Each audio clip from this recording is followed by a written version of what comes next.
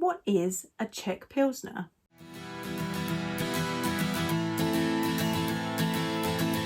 Today we're going to look at the beer style Czech Pilsner. You may also hear it called Czech Premium Pale Lager.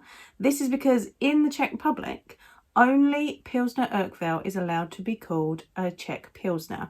In this video, we are going to look at the history of the beer style. We're going to talk about the style guidelines and what to expect from your glass, and I'll also give you some examples to go and find and try. So the history of the Czech Premium Pale Lager, or the Czech Pilsner. Bohemia, also known as the Czech Republic now, has a long history of brewing, just like Germany and England. In the 16th century, brewers were creating beers made out of rye malt and wheat malt. Wheat malt beers were called white beers and rye malt beers were called red beers. These were ales made with top fermenting yeast, and they were darker, smokier and heavier than we would expect today because of poorer malting processes. An important figure in Bohemian brewing was André Poupée. He was the first brewer to use a thermometer. He also wrote the book Die Kunst des Bierbrauens, which translates to The Art to Brew. He designed new malting and brewing equipment and founded the first European brewing school. He's important to us because he used to say rye is for bread, wheat is for cakes, and barley is for brewing. So he was trying to move the Bohemian brewing scene into using more barley in their beers. The style Pilsner was born in a town called Pilsen.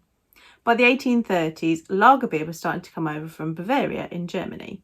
This was a far superior beer to the rye and wheat beers that were being made in Pilsen at the time. These beers were also more expensive and they were allowed to sit and spoil. So not only were they sour and didn't taste as good as the lager beers, they were more expensive, so consumers were not happy. In 1838 in Pilsen, the beer was so bad that authorities threw 36 barrels of spoiled beer into the street in the town square to prove how poor the brewing was. Something needed to be done. The local burghers, who were citizens who had been designated the right to brew, knew they needed to do something. They decided to brew a Bavarian-style beer, but with local ingredients. A whole new brewery was designed and built a kilometre from the river Radbuza, which had lovely soft water. This is really important for our Pilsners because it emphasised the bitterness of the hops and the lovely floral character and made the beer really crisp. The burghers also sent spies into Bavaria to see how they were working and then brought back their own Bavarian brewer, Joseph Groll. In the designs for the brewery, it had to have a malt house. This was so they could use locally sourced and unspoilt barley. A state-of-the-art kiln was added that was equipped in the English style.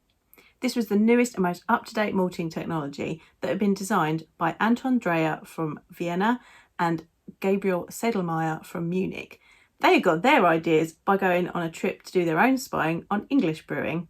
This malting process included indirect heat, which meant better quality malts that were free of roast and smoke flavours. This gave us the lovely crisp flavours that we expect to find in a Czech Pilsner today. It was also very important to the burghers that their malt was not trusted to foreign hands. They realised that the malt was what was really important in their beer.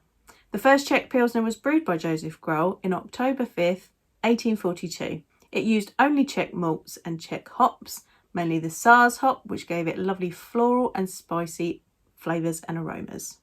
What you should expect from a Czech Pilsner. We're going to be looking for a straw to gold colour, which is 3.5 to 6 on the SRM scale. It's going to have a lower to normal ABV, around 4.2 to 5.8%. The bitterness is going to be pronounced from those Czech hops. We're looking for 30 to 45 IBUs. And the serving temperature should be 4 to 7 degrees Celsius or 40 to 45 degrees Fahrenheit. The perfect glass for a Czech Pilsner is a straight-sided Pilsner glass. When you're tasting a Czech Pilsner, it should be clean and crisp, but more malty than a German Pilsner. That's why they're my favourites. The soft water used to brew the beer from the Radbuza River gives the style a rounded hop profile. Saz hops give a spicy, floral and herbal aroma, which balances with rich bready malts. When you're picking a Czech Pilsner to try, do check that it is actually a Czech Pilsner and not a German Pilsner. The ultimate Czech Pilsner is a Pilsner Urquell. You should be able to get that in your supermarket. Also look for Star Pramen, also from the Czech Republic, and Budweiser Budvar. No, not that Budweiser. Budvar is a traditional brewery from the Czech Republic and they make a lovely Pilsner. For a more craft option, check out Utopian's 10 Degrees. I hope you've learned something about a Czech Pilsner today. Head on over to Instagram to let us know which Czech Pilsner you've tried and whether you like it or not. To learn more about beer styles, join us in my beer membership, the Beer Tent Society, where we learn about a new style every month. There's more information and a live tasting session that you can watch back already about Czech Pilsners if you sign up today.